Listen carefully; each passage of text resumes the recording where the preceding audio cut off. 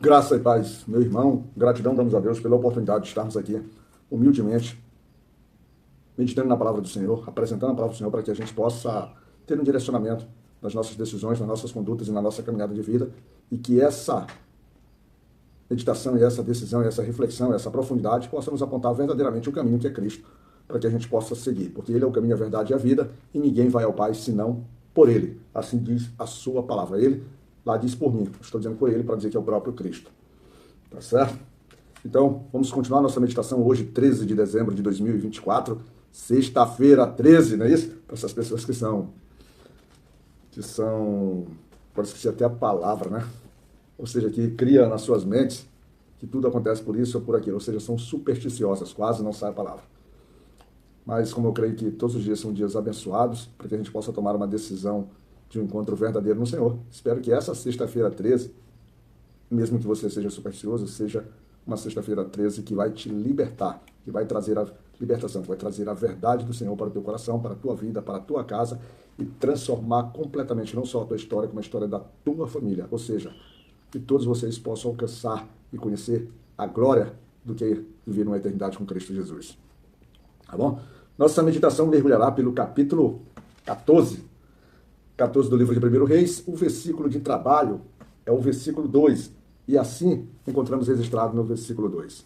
E disse Jeroboão à sua mulher: levanta-te agora, disfarça-te para que não conheçam que és mulher de Jeroboão, e vai a Siló. Eis que lá estava o profeta Aías, o qual falou de mim, que eu seria rei sobre este povo. Jeroboão perdendo-se idolatria, Jeroboão fazendo tudo errado, Jeroboão, vamos dizer assim, desentendendo o entendimento que a palavra do Senhor deu para ele, a certeza do Senhor estabelecendo, ou seja, querendo fazer de Jeroboão e da casa dele um reino perpétuo, vamos dizer assim, mas Jeroboão se atrapalhando todo. E todos nós sabemos Jeroboão construindo idolatrias, sacerdotes, levantando falsos homens fora do princípio da palavra de Deus para poder oferecer sacrifícios, fazer toda os trabalhos, os ritos religiosos. Jeroboão agora aqui encontra-se numa situação que seu filho adoece, seu filho Abias, lá no reino de Israel. É bom entender que lá no reino de Judá, o reino do sul, nós temos Roboão, que também tem um filho. O nome de seu filho também é Abias. Jeroboão Abias, Roboão Abias. E o filho de Jeroboão adoece, cara. Adoece. Que tristeza, né? E quando adoece um filho, adoece também o nosso coração. A gente perde o ânimo pela vida. A gente sofre, a gente, como pai, a gente faz verdadeiras peripécias. A gente busca auxílio em todos os lugares. Por exemplo, eu lembro que a minha mãe, quando a minha irmã mais nova, minha querida irmã Rosiane, ela apresentou, tipo, que na época nós chamávamos de encosto, né? De encosto, esses espíritos malignos que vamos dizer assim, acompanham, são utilizados para perturbar a pessoa. A Bíblia mesmo traz esse tipo de relato.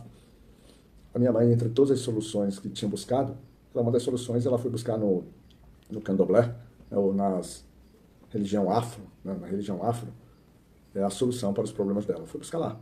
Não conseguiu a sua solução, vamos dizer assim, não conseguiu alcançar o êxito, até que nós conhecemos através do irmão José Matias Alves Costa, o popular Sô, que a gente chamava o Sô.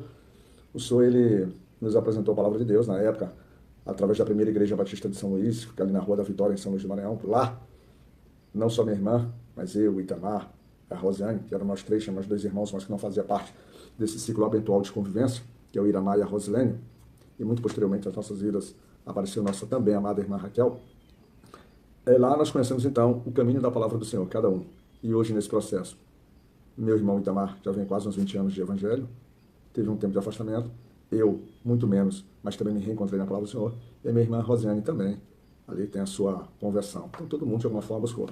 E nessa busca do candomblé, que era a busca da solução da religião de matriz africana, ela buscou, mas não encontrou a solução. Mas isso mostra pra gente que quando temos um filho, ou um problema que nós consideramos grave, e no caso, a doença de um filho é um problema grave, a gente busca soluções em todos os lugares. Mas Jeroboão viu que entre o meio, né, entre a religião que ele criou, entre todo, vamos dizer assim, um cenário religioso, cenário de adoração, ou falso cenário, ele descobriu no coração dele, ele sabia que ele tinha tudo isso de forma falsa, porque a única coisa que ele pretendia, na verdade, era manter o seu reino, desprezando a única coisa, a única certeza que daria para manter o seu reino, que primeiro era a palavra do Senhor, e por meio do entendimento, da compreensão e da vivência da palavra do Senhor, era cumprir exatamente o que ele disse. A sua relação, ela estava completamente selada, o pacto entre ele e o Senhor, e o nosso Senhor, pacto no sentido de aliança, se passava pelo cumprimento da palavra de Deus. pelo caminhar nos seus estatutos, por ser primoroso e zeloso na palavra. Ou seja, por doar o seu coração verdadeiramente ao Senhor. Era por aí. E isso ele não estava fazendo. E ele compreendia que não estava fazendo. Ao levantar os altares, praticar, ao assumir a posição de sacerdote, a impedir que o povo fosse a Siló oferecer seu sacrifício, a impedir, a levar o próprio povo de Israel, como liderança que ele era, a se prostituir em idolatria. Jeroboão, agora você está numa situação difícil.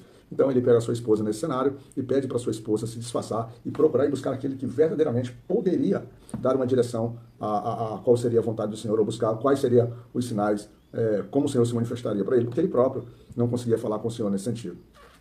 E ele lembra do profeta Aías, aquele que disse para ele que ele seria rei, porque foi utilizado pelo Senhor esse profeta, então poderia dizer para ele qual seria a solução, como ele deveria fazer para poder resgatar a vida de seu filho. E a mulher dele vai de forma disfarçada, tenta enganar. Acredito que ela usou esse disfarce pelo aspecto de Israel e a tribo de Judá, o reino do norte e o reino do sul, eles estarem em contendas guerras no sentido de talvez intrigas, talvez confusões em que não estabelecia uma paz, uma união entre os dois reinos. Porque lá no capítulo 12, por exemplo, quando Jeroboão se separa, o rei de Israel se separa da tribo do rei de Israel, a separação, nós temos claramente que Roboão juntou 180 mil homens e saiu para guerrear, batalhar, para recompor o seu reino. Ou seja, muito provavelmente ali haveria uma carnificina, mas o próprio Senhor os impediu de entrar nesse combate, porque ele era os irmãos, e eles retornaram para casa. Isso a gente encontra praticamente escrito do versículo 21 do capítulo 12 até o versículo 25, do 21 e 25. E quando você avança na leitura bíblica, quando você agora no próprio capítulo 14, tem um versículo que diz assim: houve guerra entre Roboão e Jeroboão todos os seus dias. Mas talvez essa guerra é tipo no nível de tensão, no nível de ataques, clima vamos dizer assim, criando situações muito, muito adversas, que a gente vê esses dois versículos ali bem que se comunicando diretamente. Então, ele vai lá para poder, mas o que essa senhora encontra, ela se encontra disfarçada, mas o Senhor. Eu digo isso porque aí já era velho, muito velho, e a sua visão já era completamente prejudicada, mas o Senhor, antes dela chegar, informa que ela iria se apresentar a ele e que ela vem de forma disfarçada. Ao ela se aproximar da casa, quando ele escuta ela se aproximando dos pés dela, o barulho das pisadas dela, ele anuncia, entra, mulher de Jeroboão, entra, mulher de Jeroboão. E quando ela se apresenta, pensando que vai receber a boa notícia, na verdade a notícia que ele traz é uma notícia contra o próprio reino de Jeroboão. Faz com que ela leve uma mensagem que o Senhor se entristeceu bastante com a ação que ele fazia. Ele se esqueceu que foi o próprio Senhor o pôs como chefe, né, pôs como chefe ali daquela coisa. Ele não seguiu conforme Davi, o que era reto aos seus olhos. E o que a gente consegue perceber em tudo isso aqui, que o principal problema desses homens é quando eles levam a idolatria para o povo. Ou seja, aí o Senhor, aquele princípio do mandamento, amarás a teu Deus sobre todas as coisas, ele não aceita a quebra desse mandamento. Às vezes a gente até quebra outros, não que os outros sejam menos importantes, mas parece que o Senhor tem vamos dizer assim, um zelo maior, um cuidado maior, uma permissividade maior para isso, mas esses aqui ele não deixa. Aí, lembra que Jeroboão praticava mais mal do que todos os reinos antes dele, como Saul, Davi e o próprio Salomão. E no final, no versículo 10 desse capítulo, ele diz assim: portanto, eis que trarei mal sobre a casa de Jeroboão, e separarei de Jeroboão todo homem, até o menino, tanto o escravo como o livre em Israel. E lançarei fora os descendentes da casa de Jeroboão, como se lança fora o esterco, até que de todo se acabe. Aí ele lança uma condenação, que todos os homens que morressem, todos os homens, inclusive meninos que morressem, né? Todos os homens que morressem ali daquela família, ou quem morrer, ele diz assim: quem morrer, os cães comerão na cidade de Jeroboão, e quem estiver no campo, as aves também darão conta.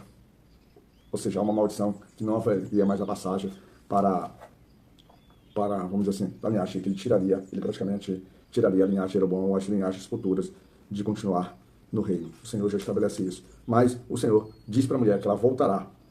Assim que ela chegar lá, o seu filho morrerá, mas em contrapartida ele também diz assim, que aquele menino, aos olhos do Senhor, é especial. Ele será sepultado, ele será chorado, ele será pranteado por todo mundo. Mas a partir daí, ninguém mais terá vamos dizer assim, essa mesma, vamos dizer assim, honraria. E a palavra diz que esse menino, ele agradava ao Senhor. Esse menino era alguém que, na sua natureza, no seu coração ali, de alguma forma, ele era aceita. Né? E no final, ele diz assim, no versículo 15: também o Senhor ferirá Israel como se move a cana das águas, e arrancará Israel desta boa terra que tinha dado a seus pais, e o espalhará para além do rio, porquanto fizeram os seus bosques, provocando o Senhor a ira. e entregará a Israel por causa dos pecados de Jeroboão, a qual pecou e fez pecar. Ou seja, o Senhor anuncia uma condenação para o povo de Israel. E a gente vai ver depois, lá na frente, em relação aos profetas, em relação aos cativeiros, o que vai acontecendo em relação a Israel, em relação a todos eles.